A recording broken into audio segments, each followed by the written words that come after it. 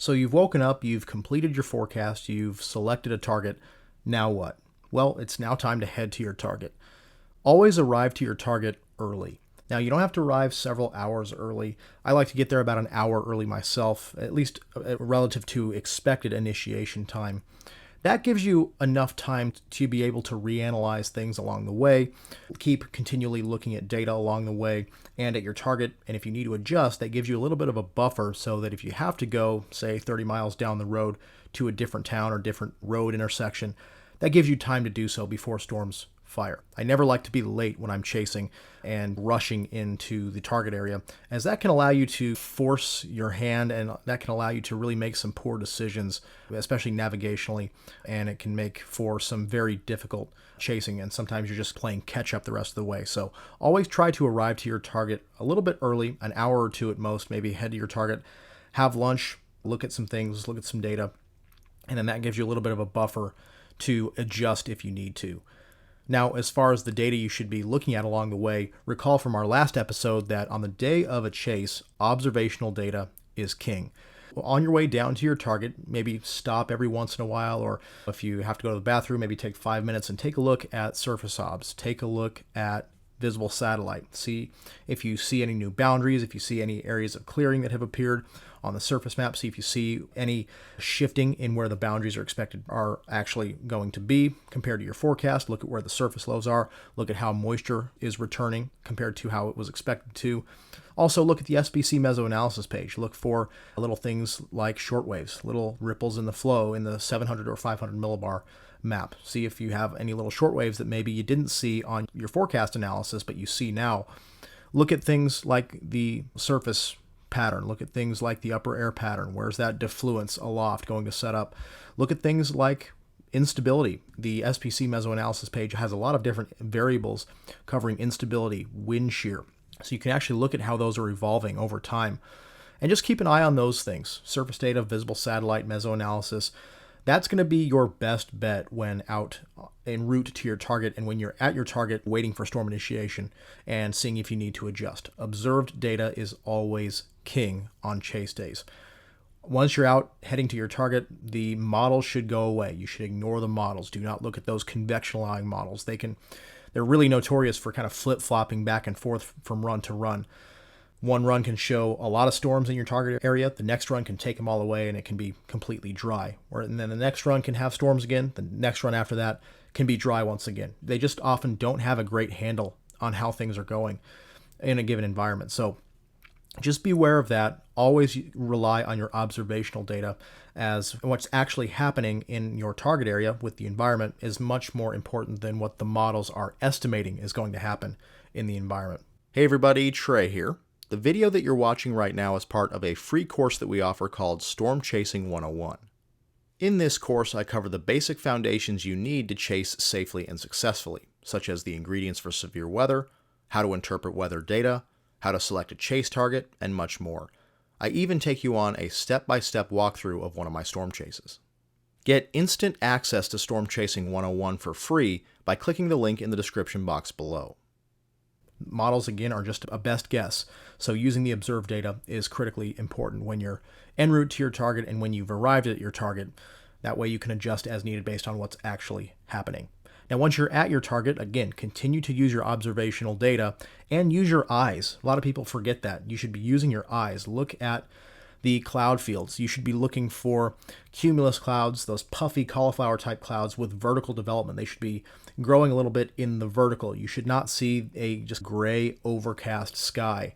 That's never good because, as we talked about before, you want to see more of that sunshine to help build that instability, to erode that cap, the cap on the atmosphere, and actually build instability. If you have a thick cloud deck that the sun can't really penetrate through, you're not going to get a lot of heating at the surface, and therefore you're not going to build as much instability. And high-level clouds, thick clouds aloft can really ruin an environment. So always use your eyes. Look for those puffy cumulus clouds with vertical development. Look for boundaries. Sometimes you can see actual boundaries in the environment. You'll see just a line of clouds by itself. That could be a boundary to give you a clue of where you should go. Your eyes are one of the most important tools once you're actually out at your target area. along with the observational data. Once you're at your target, be sure to use that observational data. Continue to use those observational tools and your eyes to help you know where to go as far as storm initiation goes, and if you need to adjust at all as far as your target goes. Once storms develop, there are several different features that you can look for to determine whether or not your storm is turning into a supercell and may produce tornadoes. The first of these is a rain-free base. And a rain-free base is, as it sounds, it's an updraft base with no precipitation under it. This occurs as the rain and precipitation of the downdraft is displaced from the warm, moist air of the updraft. We talked about this in episode 1 of this module when we talked about wind shear. Wind shear allows the updraft to tilt and rotate, and that tilting of the updraft displaces the rain-cooled downdraft from the warm, moist updraft. As that happens, you'll see a rain-free updraft base develop. So a rain-free base is a telltale sign that your storm is developing into a supercell. Underneath the rain-free base, a feature called a wall cloud can develop, and wall clouds, particularly rotating wall clouds, can be a sign that tornado production is imminent. As we know, supercells consist of rotating updrafts called mesocyclones, and the development of a rotating wall cloud signals that the mesocyclone is extending into the low levels. In other words, rotation is increasing in the low levels of the storm. That is often a sign that tornado production is about to begin. Now, not all wall clouds are made the same. Some wall clouds are non-rotating, which these are basically just harmless features. But a lot of wall clouds are rotating wall clouds, and those rotating wall clouds are most important in signaling that tornado production is about to begin. Wall clouds are blocky features. They're not really all that amorphous. They're very confined. They're very blocky features. If you start to see something that looks like this indicates that the storm is more outflow dominant, means that it's producing more outflow than it is taking in inflow, which is unfavorable for tornado production because that outflow is often very cold, and cold air at the surface is not favorable for tornado production. This is called a shelf cloud, and a shelf cloud is a much more expansive kind of arc of cloud matter that forms on the leading edge of outflow from a storm. What you want for tornado production is more so a wall cloud. A wall cloud is going to be a lot blockier. Often it will rotate as well. Shelf clouds do not rotate. They just are pushing outward in a single direction, usually toward you.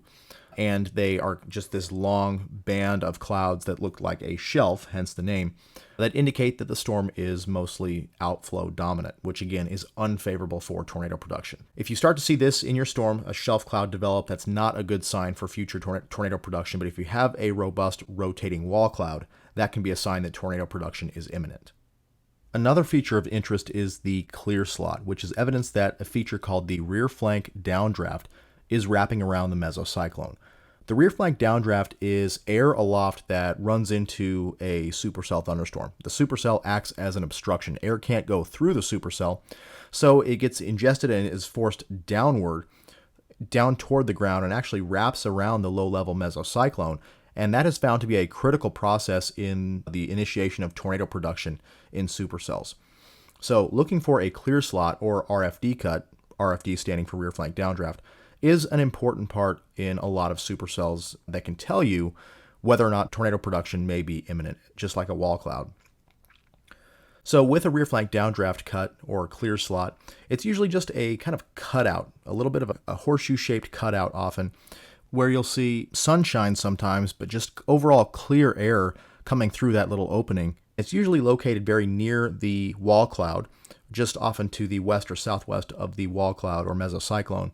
And that's evidence that the rear flank downdraft is starting to wrap around the mesocyclone and that tornado production may be imminent. So always look for a clear slot or RFD cut, as that can be a sign that the storm is about to produce a tornado. One final feature we'll cover is the inflow tail. And an inflow tail is just a long line of cloud matter that's streaming into a storm, streaming into the mesocyclone region of the storm. Sometimes it takes on the appearance of an alligator's mouth or just a long line of clouds that is moving into the mesocyclone region of the storm. It tells you that the storm is drawing in ample inflow, which inflow, that warm, moist inflow that feeds into the storm, is necessary for tornado production, and an inflow tail tells you that's occurring. All right, now let's discuss some foundational radar signatures that you can use when you're out in the field to determine whether or not your storm is a supercell or whether or not your storm is about to produce a tornado or maybe already producing a tornado. Now, there are going to be a bunch of other radar products and signatures that you can look for when you're out in the field. We're only going to go over the foundational ones in this episode. If you want to learn more about all of the intricate radar products and signatures, head on over to the Chaser Academy and check out our Radar for Storm Chasing module. What we're going to talk about today are the most popular or most foundational radar products, and that is reflectivity, which you see on the left, and velocity, which you see on the right. Reflectivity is basically the how hard it's raining mode. It basically tells us the intensity of precipitation, whereas the higher values are going to mean more intense precipitation, those reds and pinks, whereas the greens and yellows are your less intense precipitation. On the right is velocity, and velocity is which way the wind is blowing mode, if you will. Velocity tells us which direction the targets that the radar is hitting are going. Just as a basic kind of primer here, the green colors are targets that are going toward the radar. Reds are targets that are going away from the radar. And how bright the colors are tells us the speed of the wind. So the brighter the greens and going into blues, that means a stronger inbound wind or wind going toward the radar. The brighter the reds are going in toward the pinks, that means a more intense outbound wind blowing away from the radar. In the early stages of storm development, the first sign that you can see that a storm is transitioning into a supercell, a rotating thunderstorm, is that the storm takes on a little bit more of a kidney bean type shape, a little bit more of a concavity on the bottom side of the storm. It looks kind of like a kidney bean.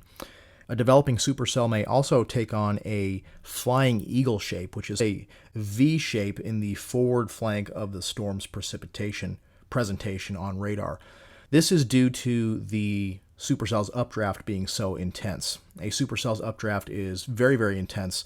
So precipitation, when it's vented by the winds in the mid and upper levels of the atmosphere, it cannot go through the updraft, so it's shunted around the updraft, which gives you those sort of two separate channels of precipitation, creating that sort of V notch, as it's called, also known as a flying eagle. Then eventually the storm may take on a feature called a hook echo, which is a protrusion, an appendage in reflectivity that looks like a hook. It basically is precipitation that is wrapping around the mesocyclone of the storm and creates this hook-shaped feature.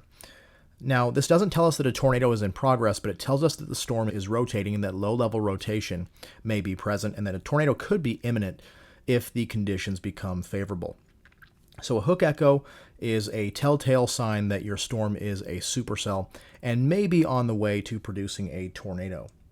In velocity, you can tell that a tornado is imminent or ongoing through a velocity couplet or tornado vortex signature, also called a TVS for short. If you see a TVS on radar, usually you're going to see an area of enhanced inbounds, which are the green pixels here moving toward the radar, adjacent to an area of enhanced outbounds, the red pixels that are moving away from the radar.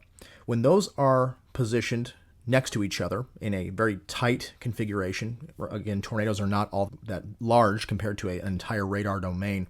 So these are going to be fairly small areas where an area of enhanced inbound pixels is adjacent to an area of enhanced outbound pixels. That tells us that the radar is detecting rotation. And when it's tight like that, when you have a very strong area of inbounds and a strong area of outbounds right next to each other, that indicates strong winds within that and strong rotation, which indicates a vortex. And if it hits a certain threshold, it is a tornado vortex signature. Tornado vortex signatures are going to be quite persistent features. They're going to last several scans, so you're not just going to see it pop up in one radar scan and disappear completely in the next. They will be rather persistent features, and they can vary in size, obviously, just like tornadoes can vary in size. Usually when it's broad like this, as you see here, that is more so your mesocyclone. When it tightens up and constricts in size, that is usually when it becomes a tornado. So it does take a little bit of practice to determine what is a tornado and what is not, but once you get the hang of it, a lot of these tornado vortex signatures become pretty obvious. It's very tight areas of rotation on radar. Usually going to be at the tip of the hook echo. That's one thing to remember with tornado vortex signatures. They're going to be usually on the southwest or rear flank of the supercell, usually at the tip of the hook echo. Now, if your storm is really far from the radar site, that usually means that you're not able to detect anything in the low levels of the storm, which is, of course, where tornadoes happen. That radar beam is only hitting the upper levels of the storm, so it can't really see much of the low levels of the storm. So if your storm is very far from the radar site, you're not going to be able to confirm or not a tornado is in progress. But if a storm is close to the radar, you can have a much better depiction of whether or not your storm may be producing a tornado. So always keep that in mind as well. The range from the radar is important when you're analyzing these features. So those are going to be your main features that you can look for on radar to determine whether or not your storm is a supercell or may be transitioning into producing a tornado. Finally, let's discuss some navigational tips that you can use when you're out in the field. Obviously, we can't give you and go over every single navigational situation in this video, but these are some overarching tips that might help you when you're out in the field. Number one, always have an escape route or routes. The last thing you want to have happen is a tornado bearing down on you and Google Maps says there's a road, but your road ends abruptly. Then you're caught with your pants down, so to speak. Or if you're, say, on the northeast side of a tornado and it makes an abrupt turn to the left right at you. You need to have good quality escape routes that you can take to get out of the path of the tornado safely and quickly. And when you're in proximity to a tornadic supercell, always just be looking at the roads. Always be monitoring the roads, making sure you have an escape route, preferably more than one escape route in case things get hairy. This can be even north into the hail core of the storm. That kind of center of the precipitation of a supercell can house very large hail, but sometimes your only escape route might be north into the core of a tornado. Always remember that windshields can be replaced, but lives cannot. So as long as you have a good quality road to take to get out of the path of a tornado if need be, then you're going to be in good shape. Number two, be proactive, not reactive. Chaser convergence is a real thing these days. There are just so many chasers on the road as the hobby of storm chasing has become more and more popular. But there's only a finite amount of roads out there in some of these rural areas. So all these chasers are going to be packed onto one road. And when the storm moves close to that road, folks are going to have to reposition. So everybody's going to try to start repositioning at the same time. So be proactive. If you see a storm and it doesn't have any of those important features that we talked about earlier, maybe it's lost its wall cloud temporarily, or it looks like tornado production isn't all that imminent, maybe leave a couple minutes early from your spot and try to get to your next spot ahead of the storm, your next deployment spot ahead of the storm, ahead of the crowd. That's going to save you some time and save you some headache by being proactive and not reactive. Never drop in front of a tornadic storm from the north. That can be very dangerous because you're actually crossing the path of the tornado in most cases. I've been in situations like this where you don't have a ton of visibility. You're coming in from the north because it's the fastest option to get there. But that might not be the safest option because that often takes you through the hail core where visibility is much more limited. And you can pop out right into the quote-unquote bear's cage just south of that precipitation core near the location of where the mesocyclone is, and you can pop out to a big tornado that's barreling right at you with little time to readjust. So try not to drop in front of a tornadic storm from the north. Always try to approach from the west or the south or even the east is a much safer option there. Overall, just positioning wise, if you're new to chasing, maybe positioning just southeast of the tornado's track might be best when you're just starting out. Most tornadoes are going to move from southwest to northeast or west to east. Sometimes northwest to southeast. Just varies on the setup, but overall, if you're just to the right or just to the southeast of the tornado's track, that's usually going to put you in a good spot to watch the tornado safely and get some really good shots while being out of harm's way. So just keep those in mind. Once you get more comfortable with operating in and around supercells, then you can take a few more risks, getting a little bit closer, getting maybe on the east or northeast side of a tornado, with, of course, keeping those escape routes in mind. When you're just starting out, being just southeast of the path of the tornado or just to the right of the path of the tornado is not always a bad thing. Also, give yourself some space. If you're just starting out and you're not all that comfortable, maybe just give yourself some space. Give yourself a few miles to work with, and of course, continue to be proactive rather than reactive. Overall, you just want to maintain situational awareness. We talk a lot about this in our free product, the 8 Rules for Chasing Safely ebook. You can check that out on stormchasercoaching.com. But always just maintain situational awareness. Always have your head on a swivel in and around tornadic supercells. Tornadic vortices can appear sometimes out of nowhere. You can get little spin-ups that happen right next to you, and you always need to have your head on a swivel. These supercells are chaotic beasts. They just do what they want. So you never want to be caught in a situation where you're just unaware of what's happening around you. That could lead to some pretty significant errors in judgment and putting yourself in a really bad spot. So just always maintain situational awareness. Always keep your head on a swivel. Reposition when you have to. Always be safe rather than sorry. If you have to give yourself some more space or reposition a little earlier than you might think you need, it's always better to just get to a safe spot rather than being unaware of what's going on. That's going to wrap things up for this video. Remember, if you want access to the entire free Storm Chasing 101 course, just click the link in the description box below. Thank you for watching, and stay safe out there.